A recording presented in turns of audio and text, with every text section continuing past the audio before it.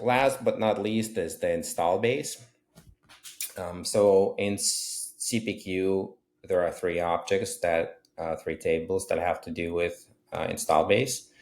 It's the contract, the sales contract, subscription, which contains recurring products that have been quoted, and then assets, which holds non-recurring or physical products that have been sold. RLM approaches install base very differently, and frankly better in a lot of ways. Right? It sort of does away with two different objects for recurring versus non-recurring products, and everything is in the asset object. It is a new type of asset, though, called managed asset. And what it basically does, so everything is an asset now, whether it's a subscription or not. And then there is a bunch of sort of child objects that Revenue Cloud adds underneath an asset that tracks its state transition. So every time you do an amendment or renewal or cancellation, this rack use case, it will track the changes in a child object, which makes it a lot easier to actually report on the install base and see the changes to a particular asset, particular subscription, even for any given customer over time.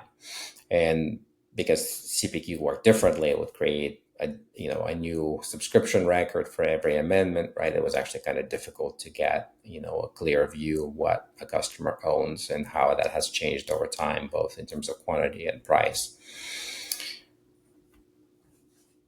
Contract is the same, right? So unlike CPQ, where contract is required, and CPQ creates a contract on every cycle, on every renewal cycle, Revenue Cloud does not require a contract, actually. So it's optional. You can have it if you want to attach it to a sales contract. You can, but it's not required. And in any case, there's only one contract, and it just sort of like pushes out you push out the end date, not even on the contract, but on the asset as you renew your subscriptions. So when we think about migration, there's really the biggest task actually is just taking records from subscriptions and moving them into asset, and also rolling them up, right? Because what the CPQ subscription object has is it's the state transitions of the subscription, not the summary. And so what we'll do is, I have it in the automated category because we will do that roll up for you. We will combine the amendment subscriptions and the revised subscriptions in the contract and convert them into a managed asset.